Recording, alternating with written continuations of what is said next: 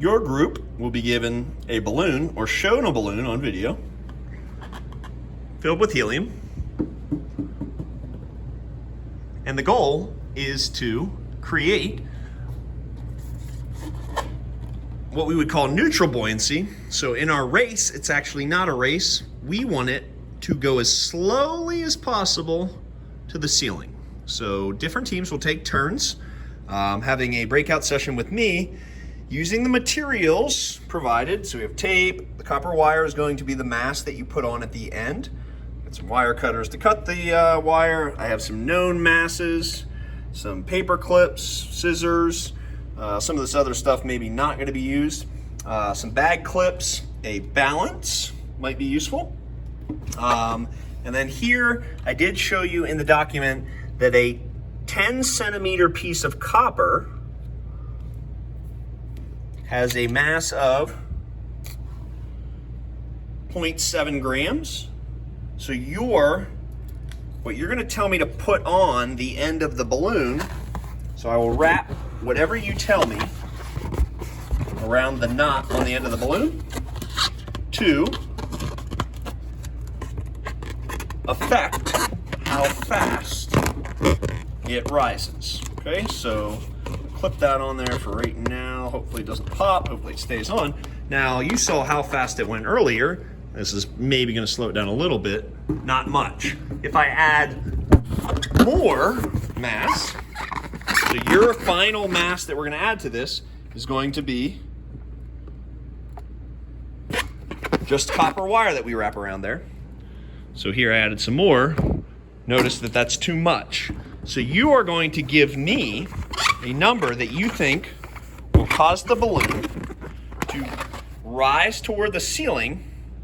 Just copper wire, you're gonna give me a length, okay, based on how much 10 centimeters is. You can use that equation to figure out how much you wanna add to this balloon. So now I put a little bag clip on there. So that one went a lot slower, okay? So if I added a little more, so I'm gonna add a second bag clip. Remember that you're only adding wire to the end. I'm just gonna add this for demonstration purposes. So if you needed that much mass, then you would have a long piece of wire that I would attach to it. Okay, so here we go again. Notice that sank. That would not count because it doesn't reach the ceiling. So we had negative buoyancy there as it sank. As I take that excess off. It's hard to do this with one hand, I apologize. Now it will have positive buoyancy as the buoyant force is greater than gravity. And then, but what we're shooting for is kind of that neutral buoyancy where if I let it go, I'm gonna let it go from the floor. We want it to just kind of really slowly go toward the ceiling, okay? So for about 10 minutes, 10 to 15 minutes, you will be coming up with a plan to figure out, well, how could we best pick a number or a mass to slow that ascent toward the ceiling. And there's a really easy way to do it. I don't want to tell you, but think about what buoyant force means. Buoyant force is equal to the weight of the fluid displaced, and whether or not you know how much the balloon weighs, okay, how big it is, so I can't calculate those things, but is there a way with the materials in this frame right now, which I'll give you a hint, I will probably tell you a really, really good number, and approximately I could do it in about 10 seconds.